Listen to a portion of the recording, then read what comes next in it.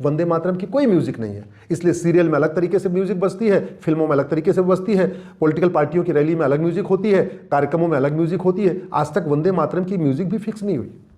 जनगण मन कितने सेकंड में गाया जाएगा ये भी तय हो गया है। वंदे मातरम कितने सेकंड में गाया जाएगा आज तक तय नहीं हुआ। कोई 1 मिनट में गा रहा है, कोई 1.5 मिनट में गा रहा है, कोई 2 मिनट में गा रहा है, कोई टाइम ही डिसाइड नहीं हुआ।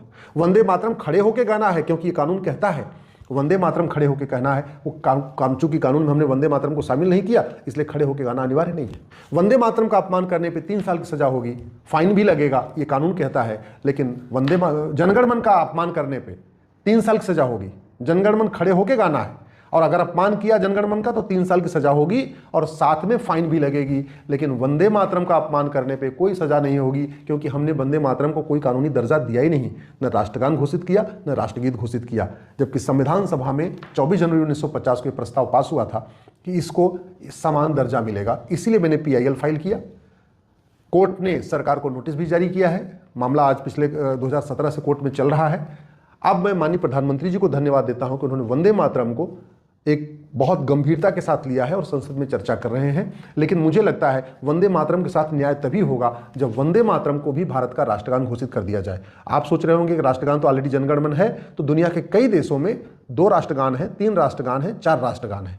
कई बार तो छोटे छोटे देशों में भी 3-3 नेशनल एंथम है। तो भारत में अगर 2 नेशनल एंथम हो जाएगा तो कोई दिक्कत नहीं। मैं जनगण मन का विरोध नहीं कर रहा हूं, लेकिन वंदे मातरम को वो सम्मान मिलना चाहिए जो जिसलिए वंदे मातरम बना था। महात्मा गांधी ने बहुत पहले कहा था कि वंदे मातरम हमारा राष्ट्रगान है। दुर्भाग्यवश गांधीवादी जितने नेता अभिनेता हैं वो भी वंदे मातरम को राष्ट्रगान घोषित करने की बात नहीं करते।